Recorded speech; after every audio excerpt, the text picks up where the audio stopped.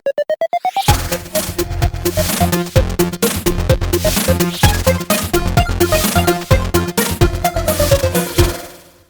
Guys, my name is आशीर्वाद सैनी और मैं क्लास 12 के लिए फिजिक्स का कोर्स लेकर आया हूं, जो कि हम कम से कम टाइम में कवर करने वाले हैं।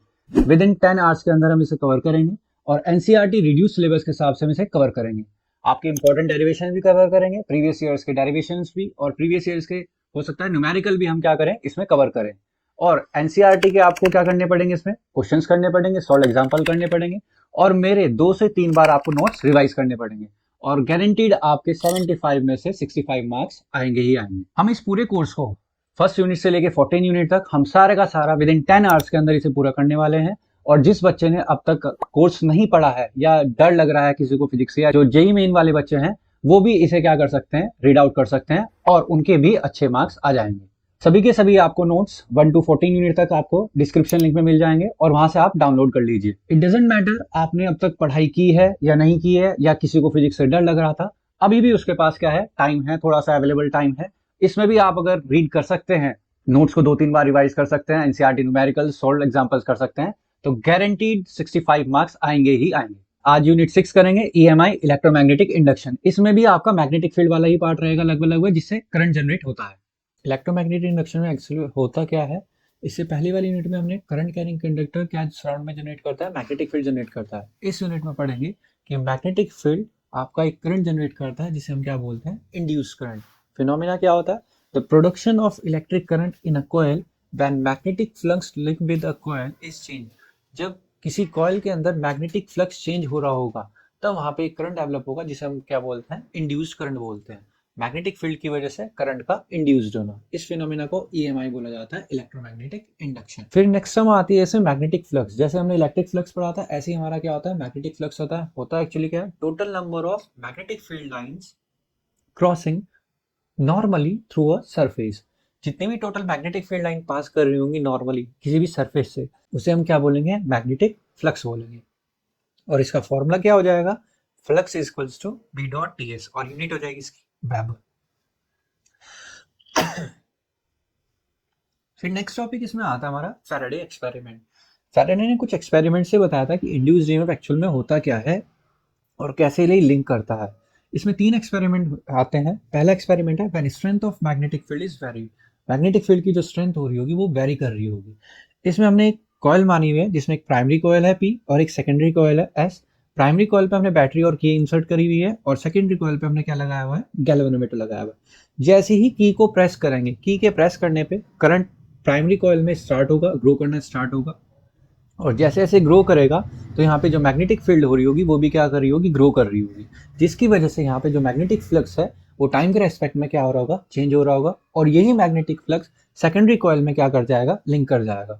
और जैसे ही ये मैग्नेटिक फ्लक्स सेकेंडरी कॉइल में लिंक करेगा तो वहाँ पे एक इंड्यूस करंट जनरेट होगा, जिसकी प्रेजेंस कौन शो करेगा, गैल्वेनोमीटर। गैल्वेनोमीटर डिफ्लेक्ट करके इसकी प्रेजेंस को क्या करेगा, शो करेगा। दूसरे स्टेप में क्या करते हैं, की को दोबारा रिलीज कर देते हैं। की को ओपन कर दिया गया। ओपन करने के बाद जो करंट प्राइमरी कॉइल में था वो डिके की तरफ क्या करना कर देगा, स्टार्ट कर डिकेइंग होना शुरू हो जाएगा। जैसे जैसे प्राइमरी कॉइल में करंट डिकेइंग होना शुरू होगा, वैसे वैसे वहां पे जो मैग्नेटिक फील्ड है वो भी डिके हो रही होगी, और इसकी वजह से दोबारा यहाँ पे चेंजिंग मैग्नेटिक फील्ड हो रहा होगा। चेंजिंग मैग्नेटिक फील्ड मतलब कि मैग्नेटिक फ्लक्स होता है। फिर से दोबारा सेकेंडरी कॉइल में ये मैग्नेटिक फ्लक्स लिंक कर रहा होगा, और फिर से यहाँ पे क्या हो रहा होगा, इंड्यूस करंट जनरेट हो रही होगी। और इसकी फिर से डिफ्लेक्शन, इसकी प्रेजेंस कौन शो करेगा, गैल्वेनोमीटर इसकी प्रेजेंस को शो करेगा, बट इन अपोजिट डायरेक्शन या रिवर्स डायरेक्शन में। अगर पहली वाली केस में अगर राइट साइड डिफ्लेक्ट हो रहा था गैल्वेनोमीटर, तो इस वाले केस में लेफ्ट साइड डिफ्लेक्ट होगा। तीसरा इसमें केस क्या बनता है, अगर की को आप परमानेंटली प्रेस करके रखें तो यहाँ पे जो करंट होगा वो ना तो ग्रो कर रहा होगा ना डिके, करंट क्या हो जाएगा, कांस्टेंट हो जाएगा। करंट के कांस्टेंट की वजह से मैग्नेटिक फील्ड भी कांस्टेंट हो जाएगा, और कांस्टेंट मैग्नेटिक फील्ड की वजह से मैग्नेटिक फ्लक्स जनरेट नहीं होता है। मैग्नेटिक फ्लक्स तभी चेंज होता है जब वेरिएशन आ रहा होगा मैग्नेटिक फील्ड में। तो मैग्नेटिक फ्लक्स नहीं होगा तो सेकेंडरी कॉइल में कोई भी डिफ्लेक्शन नहीं होगी, तो no induce current is produced. पहला एक्सपेरिमेंट में यही था। सेकेंड और थर्ड एक्सपेरिमेंट में बिल्कुल सिमिलर केस है। सेकेंडरी केस में हम आते हैं कि इस बार मैग्नेटिक फील्ड जो होगा वो एज अ सोर्स की तरफ से मूव करा रहे होंगे, और कॉइल को हम क्या मान रहे होंगे, इसमें स्टेशनरी मान रहे होंगे। जब किसी कॉइल के सराउंडिंग में हम मैग्नेट को लेके आएंगे, जब मैग्नेट आ रही होगी तो मैग्नेटिक फील्ड क्या कर रही होगी, यहाँ पे इंक्रीज कर रही होगी, और इंक्रीजिंग मैग्नेटिक फील्ड की वजह से दोबारा क्या होगा, मैग्नेटिक फ्लक्स जनरेट होगा, और मैग्नेटिक फ्लक्स से क्या जनरेट होगा, इंड्यूस करंट। फिर इस मैग्नेट को हम जब दूर लेके जाएंगे तब मैग्नेटिक फील्ड क्या हो रही होगी, डीके करना स्टार्ट हो रही होगी, फिर से यहाँ पे क्या होगा, मैग्नेटिक फ्लक्स जनरेट होगा, और फिर से यहाँ पे क्या हो जाएगा, इंड्यूस करंट जनरेट हो जाएगा। अगर हम परमानेंटली कॉइल के अंदर को मैग्नेटिक फील्ड रखेंगे तब यहाँ पे मैग्नेटिक फील्ड कांस्टेंट हो जाएगी, और कांस्टेंट मैग्नेटिक फील्ड की वजह से फ्लक्स जनरेट नहीं होता, तो इंड्यूस करंट नहीं आएगा। थर्ड एक्सपेरिमेंट में इसमें क्या लिया गया है, कॉइल को मूव कर रहे हैं और मैग्नेटिक फील्ड क्या है, स्टेशनरी है। तो यहाँ पे मैग्नेटिक फील्ड ली हुई है, एक सेक्शन माना है हमने PQRS, और इसमें मैग्नेटिक फील्ड क्रॉस साइन से दिखाई हुई है। दो साइन होते हैं हमारे पास, एक क्रॉस साइन होता है और एक डॉटेड साइन होता है। क्रॉस साइन का मतलब जो मैग्नेटिक फील्ड होगी वो perpendicular to plane of paper होगी और इनवर्ट डायरेक्शन में होगी, और जो डॉटेड वाला साइन है उसमें मैग्नेटिक फील्ड की डायरेक्शन परपेंडिकुलर टू प्लेन होगी और आउटवर्ड डायरेक्शन में होगी। तो यहाँ पे मैग्नेटिक फील्ड क्या है, इनवर्ट डायरेक्शन में है, और एक कॉइल है हमारे पास ABCD, इसे हम मूव करा रहे हैं इस मैग्नेटिक फील्ड के अंदर। जैसे जैसे इसे मैग्नेटिक फील्ड से मूव कराएंगे, अवे लेके जाएंगे, तो फिर से मैग्नेटिक फील्ड क्या करेगी, डिके करना स्टार्ट करेगी, और डिके करने की वजह से फ्लक्स जनरेट होगा, और फ्लक्स जनरेट होने से इंड्यूस करंट जनरेट होगा, जो गैल्वेनोमीटर इसकी प्रेजेंस को शो करेगा। और कॉइल को जब जब मैग्नेटिक फील्ड के अंदर लेके आएंगे, फिर से मैग्नेटिक फील्ड ग्रो करना स्टार्ट करेगी, ग्रो करने की वजह से क्या होगा, फ्लक्स जनरेट होगा, फ्लक्स जनरेट होने से इंड्यूस करंट जनरेट होगा, बट इन अपोजिट डायरेक्शन। ये तीन एक्सपेरिमेंट आपके फैराडे के थे। फैराडे ने इन एक्सपेरिमेंट के बेसिस पे अपने लॉज बताए। पहला लॉ ये कहता है, whenever magnetic flux link with the circuit changes, induced EMF is produce. जब तक मैग्नेटिक फ्लक्स लिंक होता रहेगा किसी सर्किट में, तो इंड्यूस करंट क्या होता रहेगा, जनरेट होता रहेगा। दूसरा पॉइंट आता है, induced EMF last as long as change in magnetic flux continues. Magnetic flux अगर चेंज हो रहा है, कंटिन्यूएशन चल रही है उसमें, तो इंड्यूस्ड ईएमएफ या इंड्यूस करंट भी उसमें क्या होता रहेगा, जनरेट होता रहेगा। और last, the magnitude of induced EMF is directly proportional to the rate of change of magnetic flux। मतलब जो induced EMF या induced करंट यहाँ पे जनरेट हो रहा होगा वो डायरेक्टली किस पे डिपेंड करता है, चेंज इन फ्लक्स पे डिपेंड करेगा। और यहाँ से एक रिलेशन आ जाता है E प्रोपोर्शनल टू E, मतलब यहाँ पे क्या है, induced EMF proportional to five to minus five one upon T. जब प्रोपोर्शनलिटी साइन हटाएंगे तो यहाँ पे आ जाएगा माइनस के। अब ये के तो यहाँ पे क्या हो गया, कॉन्स्टेंट ऑफ प्रोपोर्शनलिटी, और माइनस साइन ये इंडिकेट कर रहा है कि जो इंड्यूस्ड ईएमएफ जनरेट होगी वो हमेशा अपोजिंग नेचर की हो। अपोजिंग नेचर का मतलब जो इंड्यूस्ड ईएमएफ होती है वो हमेशा अपने सोर्स का अपोज करती है। यही लेंज लॉ में पढ़ेंगे आगे जाके। तो यहाँ से रिलेशन आ जाता है कि के की वैल्यू को हम वन एक्सपेरिमेंटली फाउंड की गई है 1, तो ई की वैल्यू आ जाती है -5 to -5 अपॉन टी, और यूनिट इसकी क्या हो जाएगी, इंड्यूस्ड ईएमएफ की वोल्ट हो जाएगी। If D phi is a small change in magnetic flux small time dt, अगर हम डी फाई को स्मॉल फ्लक्स मान के चलते हैं फॉर स्मॉल टाइम dt, तो हमारा फैराडे का फॉर्मूला क्या बन जाता है, E equals to minus D phi by D T. और डेफिनेशन भी यहाँ से आती है, negative rate of change of magnetic flux is known as Faraday law. और इस इक्वेशन को हम क्या बोलते हैं, फैराडे लेंज लॉ भी बोल सकते हैं, फैराडे लेंज रिलेशन भी बोल सकते हैं। नेक्स्ट टॉपिक आता है हमारा लेंज लॉ। लेंज लॉ अभी पढ़ा था, जैसे फैराडे लॉ होता है वही लेंज लॉ था। It states that the induced current produced in a circuit always flows in such a direction that it opposes the change or the cause that produces it। मतलब जो induced EMF होगा वो हमेशा अपने source का या जिसकी वजह से वो जनरेट हो रहा है उसका हमेशा क्या करेगा, अपोज करेगा ही करेगा। ये होता है आपका लेंज लॉ। नेक्स्ट आपका टॉपिक आता है एक्सप्रेशन फॉर मोशनल ईएमएफ। अगर हम एक कंडीशन मान के चलें, PQRS हमारा सेक्शन है जिसमें मैग्नेटिक फील्ड है इनवर्ट डायरेक्शन में, और हमारे पास एक कॉइल है ABCD जिसकी लेंथ कितनी है L है, और इससे V वेलोसिटी से हम क्या करा रहे हैं, मूव करा रहे हैं। When coil is pulled out of the magnetic field with the velocity v, then magnetic flux linked in the coil changes। जैसे जैसे इस कॉइल को मैग्नेटिक फील्ड से बाहर या अंदर लेके आएंगे तब मैग्नेटिक फील्ड क्या हो रही होगी, चेंज हो रही होगी, और चेंजिंग मैग्नेटिक फील्ड की वजह से क्या जनरेट होता है, मैग्नेटिक फ्लक्स जनरेट होता है। तो फैराडे लॉ के हिसाब से हमारे पास क्या होता है, E equals to minus D phi by T. हमें फ्लक्स निकालना है। फ्लक्स कैसे कैलकुलेट करते हैं हम, मैग्नेटिक फील्ड इनटू एरिया से मैग्नेटिक फ्लक्स को कैलकुलेट करेंगे। तो फ्लक्स इक्वल्स टू क्या हो जाएगा, B dot D S. B आपका क्या हो जाएगा, मैग्नेटिक फील्ड, और यहाँ का जो एरिया इंक्लूड होगा, अंदर वाला जो सेक्शन होगा इस कॉइल का, वो कितना आ रहा है, लेंथ इनटू ब्रेथ, और हमने जो सेक्शन माना है अंदर की तरफ वो कितना है, x है, और L उसकी लेंथ है, तो L इंटू एक्स क्या हो जाएगा, इसका एरिया आ जाएगा। तो हमारे पास सेक्शन में क्या आ जाएगा, B L इंटू एक्स आ जाएगा। अब इसमें से B और L को बाहर लेके आ जाते हैं, अंदर क्या बचेगा, dx बाई dt, और dx बाई dt क्या होता है, dx बाई dt आपका वेलोसिटी होता है। तो हमारा फॉर्मूला क्या बन जाता है आपका, E equals to minus of B L V. ये मोशनल ईएमएफ से हमारा क्या हो जाता है, इंड्यूस्ड ईएमएफ का एक और फॉर्मूला। एक फैराडे लॉ से आता है हमारा minus D phi by D T, और एक मोशनल ईएमएफ से आ जाता है हमारा माइनस बी एल वी। इसे एक तरीके से और सॉल्व किया जा सकता है, लॉरेंट फोर्स से भी कर सकते हैं इसे सॉल्व। नेक्स्ट टॉपिक आता है आपका एडी करंट। एडी करंट भी एक तरह का इंड्यूस करंट ही होता है, लेकिन ये इंड्यूस करंट स्ट्रेट पाथ में ना होके एक क्लोज लूप में होता है। अगर आपका जो इंड्यूस करंट एक लूप में फॉर्म्ड हो रहा है, कोई भी क्लोज लूप, चाहे आपका रेक्टेंगुलर हो, स्क्वायर हो, सर्कुलर हो, या कोई भी क्लोज लूप हो रहा हो, आर्बिट्ररी पाथ का भी हो सकता है, तो इंड्यूस करंट अगर क्लोज लूप में आ रहा है तो वो इंड्यूस करंट आपका क्या कहला जाएगा, एडीज कहला जाएगा, जिसे हम नॉर्मली भाषा में क्या बोल सकते हैं, एडी करंट बोल सकते हैं। तो फोकॉल्ट ने इसे फाउंड किया था। When magnetic flux linked with a metallic conductor changes, induced current are set up in the conductor in the form of close loop. These current look like eddies are known as eddy current. इसकी बहुत सारी applications होती है, वो आपको अभी नहीं पढ़नी है, केवल एडी करंट की डेफिनेशन पढ़नी है। नेक्स्ट टॉपिक हमारा आता है सेल्फ इंडक्शन। सेल्फ इंडक्शन होता क्या है, अगर हमारे पास सपोज करते हैं इंडक्टर है, और इंडक्टर में बैटरी लगाई है और एक की लगाई है, की को प्रेस करने पे यहाँ पे क्या बिल्डअप होना शुरू हो जाएगा, करंट ग्रो अप शुरू हो जाएगा। करंट की वजह से इस कॉइल के अंदर क्या आएगी, मैग्नेटिक फील्ड आएगी। अब इस मैग्नेटिक फील्ड की वजह से ही यहाँ पे एक और चीज डेवलप होगी, जिसे हम क्या बोलते हैं, इंड्यूस करंट। क्योंकि ये एक ही कॉइल में काम हो रहा है, तो इसी वजह से इसे क्या बोला जाता है, सेल्फ इंडक्शन बोला जाता है। जैसे हमने एक डायग्राम लिया है, एक इंडक्टर लिया है एल, और इसमें बैटरी और की लगाई है, करंट स्टार्ट हो रहा है, और करंट के ग्रो होने की वजह से पहले मैग्नेटिक फील्ड आएगी, और इस मैग्नेटिक फील्ड की वजह से यहाँ पे क्या जनरेट होगा, इंड्यूस्ड ईएमएफ जनरेट होगा, जो कि अपने सोर्स का, सोर्स कौन है यहाँ पे, करंट, और करंट का वो क्या कर रहा होगा, अपोज करेगा ही करेगा।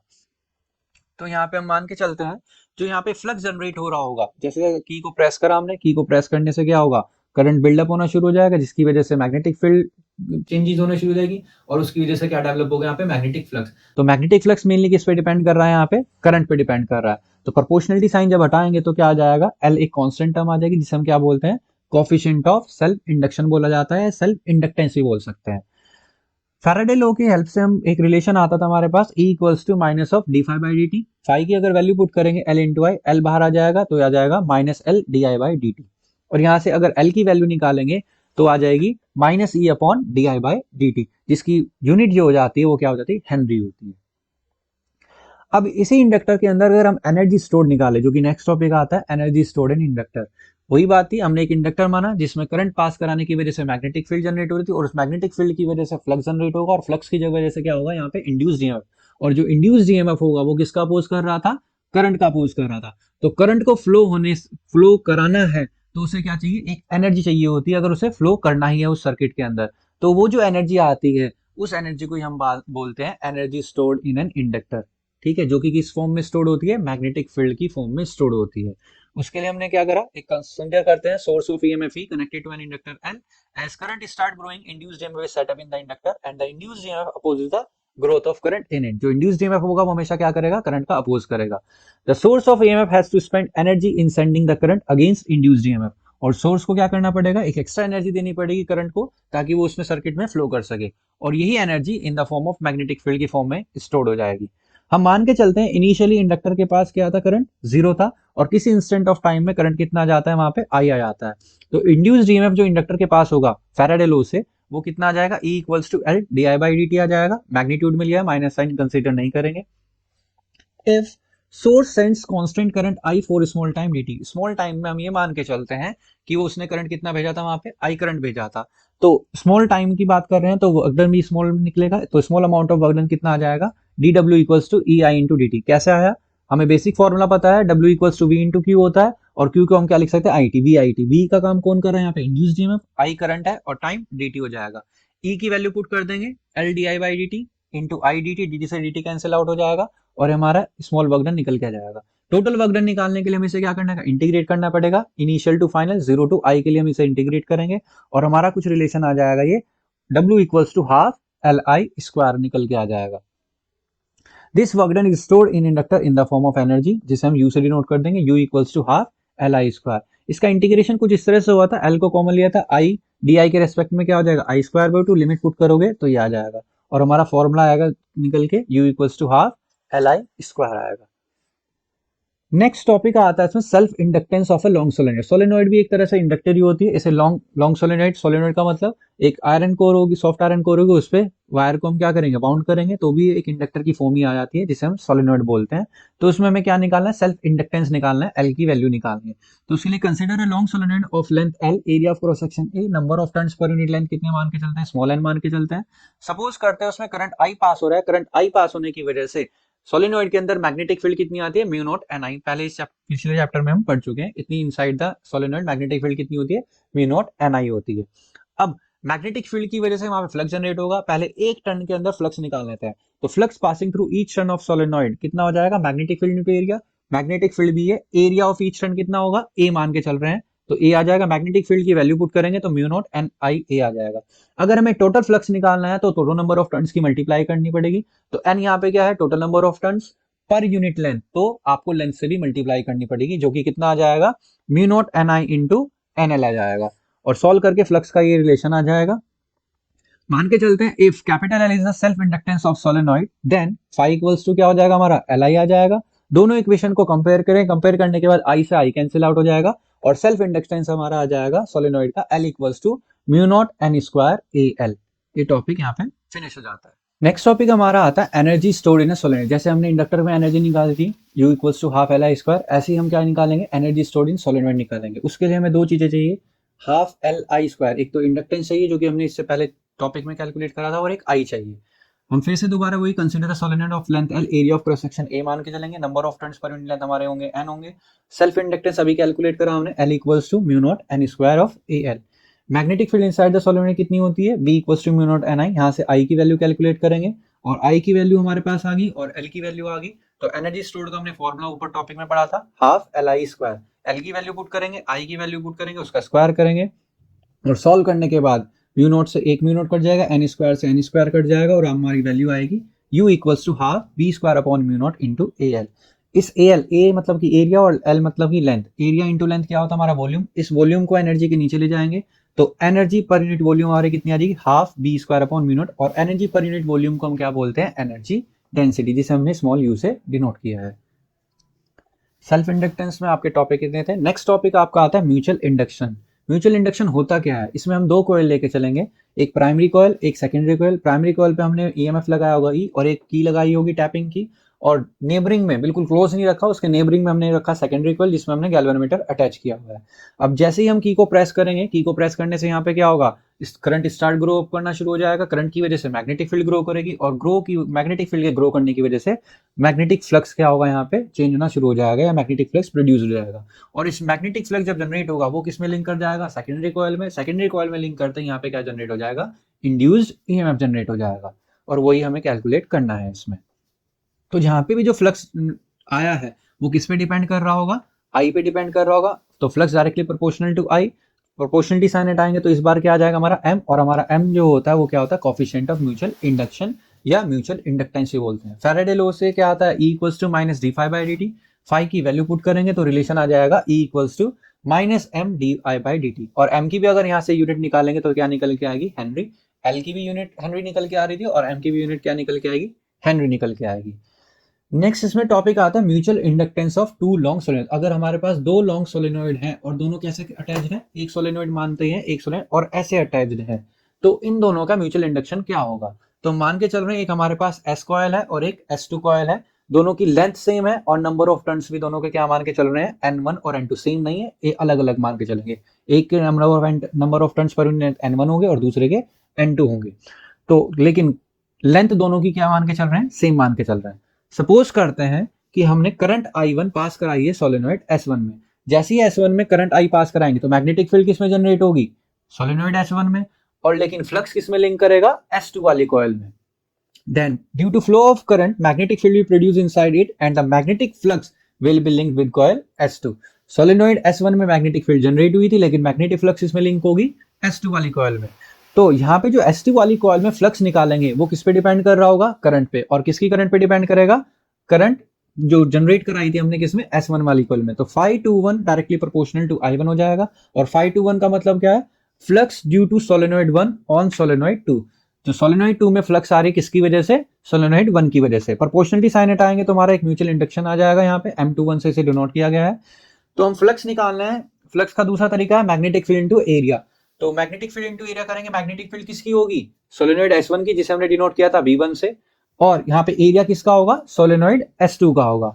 तो एरिया और एक टर्न का एरिया कितना है, ए है, तो पूरी लेंथ का जो पूरे टर्न्स आएंगे वो कितना, नंबर ऑफ टर्न से मल्टीप्लाई कर देंगे n2, और लेंथ से भी इसे क्या करनी पड़ेगी, मल्टीप्लाई, तो टोटल एरिया हमारा आ जाएगा ए n2 इंटू एल। तो मैग्नेटिक फील्ड की वैल्यू पुट करेंगे म्यू नॉट n1 I1, और आपका एरिया ये है।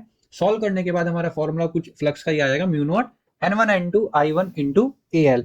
दो इक्वेशन हमारी फुल थी फ्लक्स की, एक पहली इक्वेशन और दूसरी सेकंड इक्वेशन बनी थी, दोनों को इक्वेट करेंगे, इक्वेट करने से I1 कैंसिल आउट हो जाएंगे, और म्यूचुअल इंडक्शन की वैल्यू आ जाएगी mu naught n1 n2 into AL आ जाएगा। सिमिलरली अगर हम S2 वाली कॉइल में करंट पास कराते हैं तो मैग्नेटिक फील्ड किसमें जनरेट होगी, S2 में, और ये वाली जो लिंक करेगी मैग्नेटिक फ्लक्स जो लिंक करेगा वो S1 वाली कॉइल में लिंक करेगा। तो सिमिलर प्रोसेस से हम क्या निकाल सकते हैं, दोबारा से म्यूचुअल इंडक्शन निकाल सकते हैं दूसरी कॉइल में। तो जैसे ही हमने फ्लक्स निकाला 512 क्या हो जाएगा, flux due to solenoid 2 on solenoid 1, जो कि करंट पे डिपेंड करेगा, करंट कितनी है I2 है, म्यूचुअल इंडक्शन कितना आ जाएगा M12 आ जाएगा, और फ्लक्स दूसरे तरह से मैग्नेटिक फील्ड एरिया से निकालेंगे, मैग्नेटिक फील्ड यहाँ पे B2 होगी और एरिया सोलेनॉइड S1 का होगा A N1 इंटू L।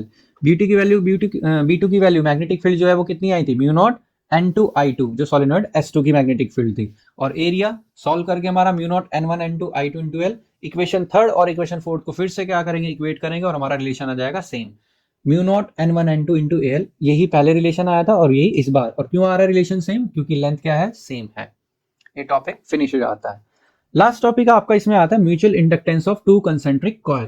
दो हमारे पास अगर कंसेंट्रिक कॉइल है, एक C1 कॉइल मान के चलते हैं जिसकी रेडियस R1 है, और दूसरा C2 कॉइल जिसकी रेडियस क्या है, R2 है।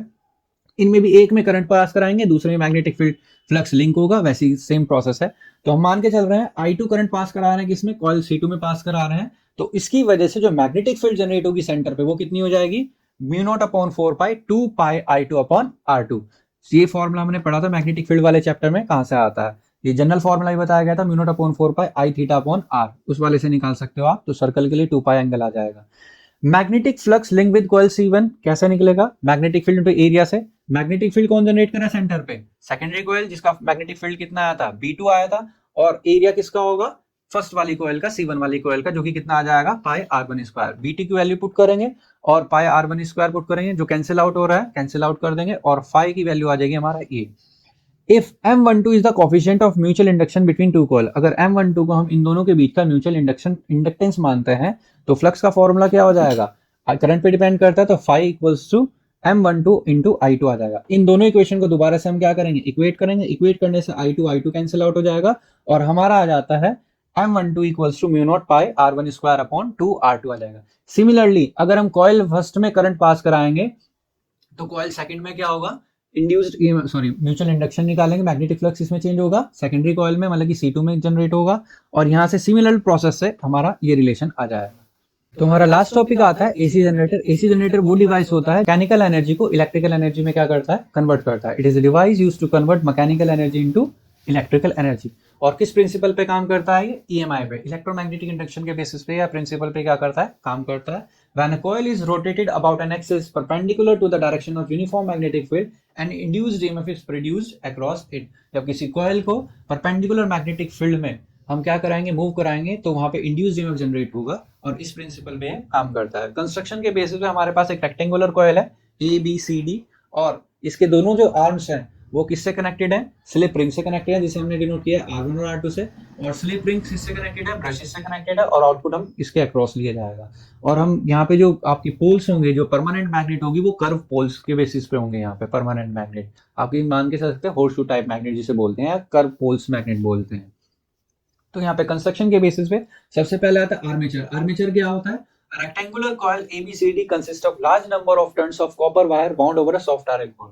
soft iron core पे वायर को बाउंड करके जो रेक्टेंगुलर कॉइल बनती है उसे हम क्या बोलते हैं, आर्मेचर बोलते हैं। नेक्स्ट आता है फील्ड मैग्नेट। फील्ड मैग्नेट जो हम स्ट्रॉन्ग परमानेंट मैग्नेट यूज कर रहे हैं जिनके कॉनकेव पोल्स है, वो फील्ड मैग्नेट्स होगी हमारी। स्लिप रिंग, स्लिप रिंग्स कौन से हमारे R1 और R2 है, जो कि आर्म से कनेक्टेड है अलग अलग, और ये रिंग्स हेल्प किसमें करती हैं, मूवेबल कॉन्टैक्ट बनाने में काम करती है। These ring helps to provide movable contact. Last आता है इसमें ब्रशेज। ब्रशेज क्या होता है, फ्लेक्सिबल मेटल पीसेज होते हैं जिन्हें हम ब्रशेज बोलते हैं, और इनका काम क्या होता है, pass current from armature to slip ring. ये आर्मेचर जो करंट होगा वो आर्मेचर से स्लिप रिंग तक पहुंचाने का काम करते हैं। अभी काम कैसे करता है, if coil is rotated in clockwise direction, मान के चलते हैं कि कॉइल क्या कर रही है, क्लॉकवाइज डायरेक्शन में रोटेट कर रही है, तो जो आर्म ए बी होगा वो ऊपर की तरफ मूव करेगा और जो आर्म सी डी होगा वो नीचे की तरफ मूव करेगा, कुछ इस तरह से। ये आर्म ए बी मान के चलते हैं, ये सी डी मान के चलते हैं। जो क्लॉकवाइज टर्न करेगा तो ये ऊपर की तरफ सेक्शन जा रहा है और ये वाला सेक्शन नीचे की तरफ जा रहा है। Since coil is rotated in magnetic field current will be induced, और ये जो कॉइल रोटेट कर रही है वो किस में कर रही है, मैग्नेटिक फील्ड में रोटेट कर रही है। तो फ्लेमिंग राइट हैंड रूल से हम यहाँ पे इंड्यूस करंट की क्या निकाल सकते हैं, डायरेक्शन निकाल सकते हैं। फ्लेमिंग राइट हैंड रूल क्या होता है, तीन थंब, फोर फिंगर और सेंटर फिंगर को स्ट्रेच करेंगे। Four finger points in the direction of magnetic field, और आपका जो थंब होगा पॉइंट्स करेगा डायरेक्शन ऑफ फोर्स में, और centre finger points in the direction of induce current. यहां से हम इंड्यूस करंट की डायरेक्शन निकालेंगे, जो कि कितनी आएगी, ए बी वाले जो सेक्शन में जो करंट आ रही होगी वो कहां से आ रही होगी, will be from A to B. जो ए बी वाला सेक्शन है उसमें करंट ए टू बी जा रही है, और सी डी वाला जो सेक्शन है उसमें करंट कहां जा रही है, सी टू डी। तो ओवरऑल जो करंट जा रही है वो A B C to A to B, B to C और सी टू डी जा रही है। जब इसका हाफ रोटेशन पूरा हो जाएगा, हाफ रोटेशन मतलब कि ऐसे, तो ये अपनी पोजीशन को क्या करेंगे, इंटरचेंज। जो ए बी सेक्शन इधर था लेफ्ट साइड वो राइट साइड आ जाएगा, और जो right side C D section था वो कहां चला जाएगा, लेफ्ट साइड चला जाएगा, जिसकी वजह से इनकी जो अपवर्ड मूवमेंट और डाउनवर्ड मूवमेंट है वो चेंज हो जाएगी। ए बी पहले ऊपर की तरफ मूव कर रहा था, अब इधर आने की वजह से वो कहां करेगा, डाउनवर्ड डायरेक्शन में। और सी डी पहले डाउनवर्ड मूव कर रहा था, वो अब क्या करेगा, अपवर्ड डायरेक्शन में मूव करेगा, जिसकी वजह से करंट क्या हो जाएगी, इनकी रिवर्स हो जाएगी। इस बार ए से बी वाली जो करंट होगी वो कहां जाएगी, डी टू ए जाएगी, और सी टू डी वाली जाने वाली कहां जाएगी, डी टू सी जाएगी। तो ओवरऑल जो करंट आ जाएगी वो आ जाएगी डी सी बी ए, मतलब कि आपकी करंट क्या हो रही है, बिल्कुल रिवर्स हो रही है। मतलब हर हाफ रोटेशन के बाद आपकी जो करंट होगी वो रिवर्स, पहले रोटेशन में क्या हो रही थी, ए बी सी डी आ रही थी, दूसरे रोटेशन में बिल्कुल अपोजिट आ रही है, डी सी बी आ रही है। फिर नेक्स्ट वाले में क्या आ जाएगी, ए बी सी डी, उससे नेक्स्ट वाले में क्या आ जाएगी, डी सी। मतलब कि हर हाफ साइकिल पे डायरेक्शन ऑफ करंट रिवर्स हो रही है। तो इसका मतलब as direction of current get reversed after each half rotation, the current produced will be alternating current। जो करंट जनरेट हो रहा होगा यहाँ पे वो ऑल्टरनेटिंग करंट हो रहा है। ऑल्टरनेटिंग करंट में क्या होता है, एक पॉजिटिव साइकिल जाती है, एक नेगेटिव, फिर पॉजिटिव, ऐसा ही यहाँ पे हो रहा है। यहाँ पे इंस्टेंटेनियस ईएमएफ की वैल्यू निकालेंगे। इंस्टेंटेनियस ईएमएफ की वैल्यू कैसे निकालते हैं, मान के चलते हैं जो initially time t equals to 0 पे the axis of the coil is perpendicular the direction of field. जो एक्सिस ऑफ कॉइल है वो परपेंडिकुलर डायरेक्शन में किसके, मैग्नेटिक फील्ड में। कुछ टाइम बाद जो कॉइल का प्लेन होगा उसने सपोज करो क्या बनाया, एंगल बनाया वर्टिकल के साथ में। डायग्राम शो किया गया है, ये हमारा एडी सेक्शन है कॉइल का, वर्टिकल के साथ में कितना बनाया, एंगल थीटा बनाया है। मैग्नेटिक फील्ड क्रॉस कर रही है लेफ्ट टू राइट, और ये मैग्नेटिक फील्ड कितना एंगल बनाएगी यहाँ पे, थीटा। इस मैग्नेटिक फील्ड की वजह से ये नॉर्मल लाइन है हमारी, एक मान के चलते हैं, और नॉर्मल लाइन के साथ में इसने कितना बनाया, एंगल थीटा बनाया यहाँ पे। तो बी के दो कंपोनेंट हो जाएंगे, एक बी कॉस थीटा और एक आपका बी साइन थीटा। इस कॉइल का जो परपेंडिकुलर कंपोनेंट होगा वो कौन सा होगा, बी कॉस थीटा, और फ्लक्स हमेशा नॉर्मल कंपोनेंट से ही निकालते हैं। तो if omega is the angular speed of coil, omega क्या मान के चलते हैं, एंगुलर स्पीड मान के चलते हैं कॉइल की, तो फॉर्मूला आता है displacement is equal to speed into time. तो थीटा इक्वल्स टू क्या हो जाएगा, ओमेगा इनटू टी। फ्लक्स निकालना है, फ्लक्स क्या होता है, number of magnetic field line passes normally through a surface. तो यहाँ पे नॉर्मल कौन सी मैग्नेटिक फील्ड होगी, बी कॉस थीटा। ए क्या आ जाएगा यहाँ पे, इसका एरिया आ जाएगा, और एन क्या है, number of turns of coil है यहाँ पे। तो यहाँ से सॉल्व करके क्या आ जाएगा, एन बी, और थीटा की वैल्यू पुट कर देंगे, कॉस ओमेगा टी इंटू ए आ जाएगा। फैराडे लॉ की वजह से E इक्वल्स टू क्या आता है हमारा, D phi by D T आता है। यहाँ पे फ्लक्स की वैल्यू पुट करेंगे, और यहाँ से एन बी ए तो बाहर कॉमन आ जाएगा, और cos ओमेगा टी का जब डिफरेंशिएशन करेंगे टी के रेस्पेक्ट में तो क्या आ जाएगा, minus sine omega T into omega, minus minus plus हो जाएगा, N B A omega into sine omega T.